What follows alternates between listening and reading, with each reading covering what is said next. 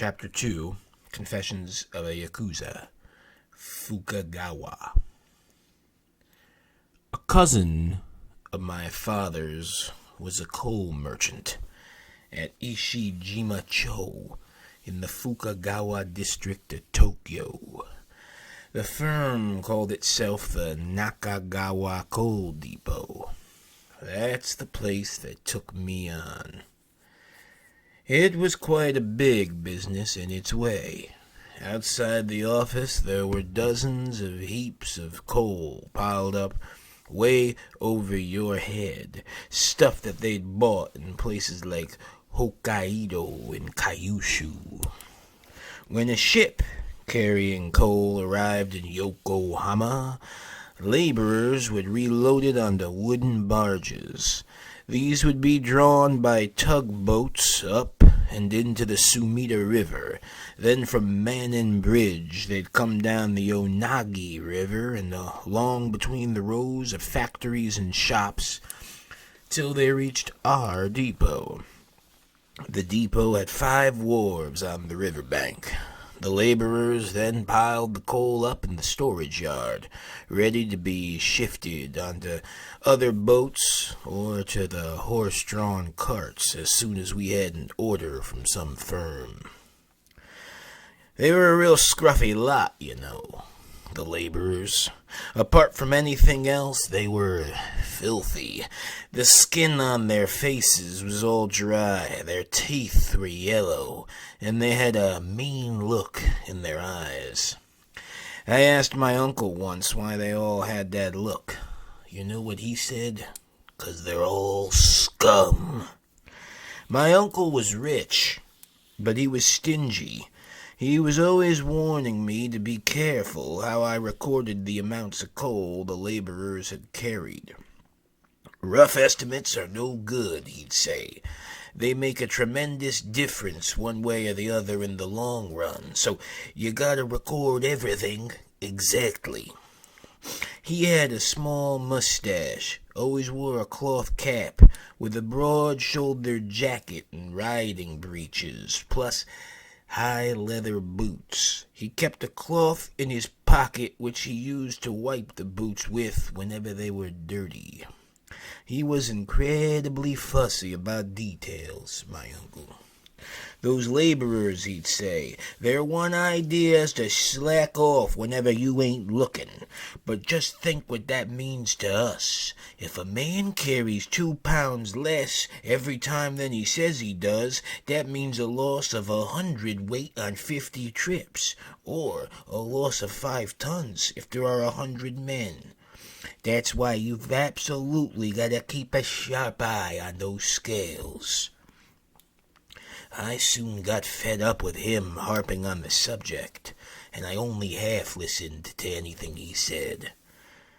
Though I'd come to Tokyo hoping to meet the woman, I didn't know my way around at all, and on top of that I was worked off my feet, so there just wasn't time to go and look for her. My first job, as I just mentioned, was to jot down in a ledger how much coal the laborers carried. The amount for one trip, that was fixed at 130 pounds. If we were loading a boat, they'd use hods to lug it over to the edge of the wharf, where I'd be waiting with a pair of scales. "Come on, get a move on," I'd say. I'd get the usual answer. "This is as fast as a man can manage." I'd draw a line by the laborer's name. I'd hand him a bamboo stick. These sticks were called mambo. They were about 1 foot long, 1 inch thick. The laborer would hold it in his hand as he trotted up the gangway. Then he'd dump his coal down anyhow and hand over his mambo to another youngster like me waiting on board, who'd also put a mark by the man's name. So my work brought me into close contact with these men. When you got to know 'em, most of 'em were okay. They tended to fly off the handle easily because they were always hungry, but they were basically nice enough. As I was the youngest at the site, they'd often ask me how old I was or if I wasn't going to school. And one of the old hands, he kept a friendly eye on me, so I soon began to feel more at home. It was about 2 months after I started working there that I was asked to act as a lookout when they were gambling. I'd noticed that at the midday break, all those laborers, they went off somewhere, and I'd assumed they'd gone to have something to eat. But that didn't quite seem to fit, so I decided to poke around among the coal heaps. As there were 30 or 40 of these heaps in the storage yard, each of them as high as a 2 or 3-story building, it was like walking through a maze. I passed ahead, though, and come across a lot of men squatting down in a ring. When they caught sight of me, they jumped up with a yell. Some of them started running. Then, when they realized it was only me, they suddenly looked very relieved. "Come on," one of them said, "it's only E.G." This was a young lad known as Balloon Shinkichi. He had a wrinkled forehead like he was an old man, and he got his nickname because he looked as if his head had been pumped up with air. Balloon. "Look, stay away from here," he said. "Just shove the hell off. Don't go telling the boss or nobody about this either. Here, this is for you." He gave me 2 sen. Just then the foreman, he strolled over and said, "E.G., you come over here for a second." He took me to the base of the biggest coal heap in the yard. "I want you to get up on top of that pile. You keep a lookout. And if anybody comes, E.G., let us know." "What for?" I said. "You should know what for. If the police caught us, we'd all be locked up. You're not to come down till I tell you to come down. If you see anything fishy, chuck down a piece of coal." "I might hit somebody on the head," I said. "Don't worry about it." "What do you mean by something fishy?" "You'll know soon enough when it happens. But don't go calling out, okay? You just chuck a piece of coal." I did as I was told. I climbed up to the top of the heap. It turned out to be a terrific height, higher than anything else around. At that time, even in Tokyo, about the only tall buildings were the factories, so there was a good view in every direction. Anyway, I got through that day without any trouble. I acted as a lookout the next day, too. It made me take a real fancy, you see, to the old districts of Tokyo, looking at them like that from way up there. There were boats moving up and down the rivers, the canals, making this steady drone that drifted up into the sky. And mixed in with it, you could hear the railway, the people's voices, the carts, all the other sounds. Listening to 'em gave you the feeling you really were in a big city. And I felt very pleased with myself. I went on keeping watch for those men. But luckily we were never caught by the cops, and I never once had to throw down no coal. I even went to another gambling place on my own once. It was on a converted barge tied up alongside a jetty. They used it as a bathhouse, too. Below decks, they'd made a bathtub. The families of the boatmen round about, they came there for a good soak. Obviously, they had all the water they could use, and they made do with floating wood for the fuel. There was no partition or anything between the gambling area and the bath. So the women and the children took their clothes off right in front of you before getting in. And they'd sit there soaking, with towels on their heads, just watching the men play. It was summer, so the doors were left open. You could see the moon reflected on the surface of the river. I'd been collecting the bamboo sticks for about half a year, when my uncle told me I was to switch over to delivering coke. which we also dealt in.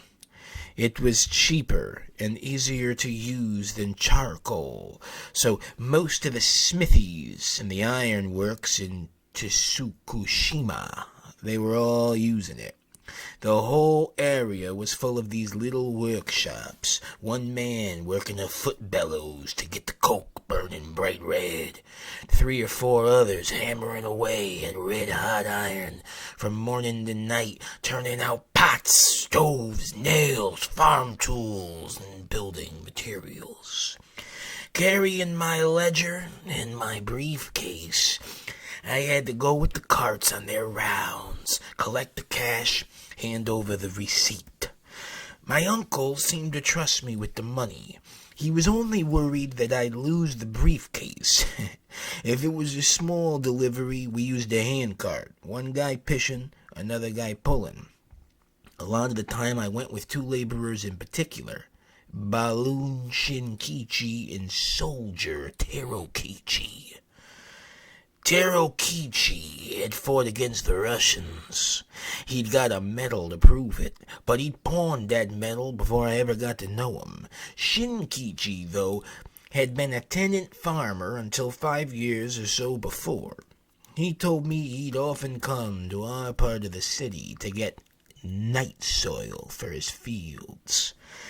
You know, I used to be able to tell just what kind of food a family was eating, he said. At a house where they ate well, the shit was different. It was richer, had more body to it. The color of the shit was different, too. You could tell right away. So the rich and the poor even shit differently, huh? One time, it makes me a fool just to remember it, I got in an awful mess, he said. What kind of mess? I upset a bucket of the stuff right in front of a restaurant, next door to the second-hand clothes shop by the canal. They made a hell of a fuss, so I hadn't much choice. I tried scooping it up with my hands and putting it back in the bucket, but that wasn't good enough. So I took off my kimono, and I used that to get it up with. When it got full, I washed it in the canal, then I started all over again. I did it any number of times, and in the end I was all covered with shit.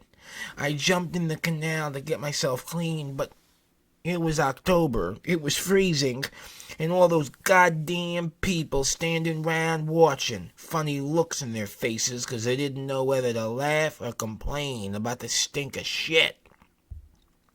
That must have really been a sight. Yeah, you're telling me.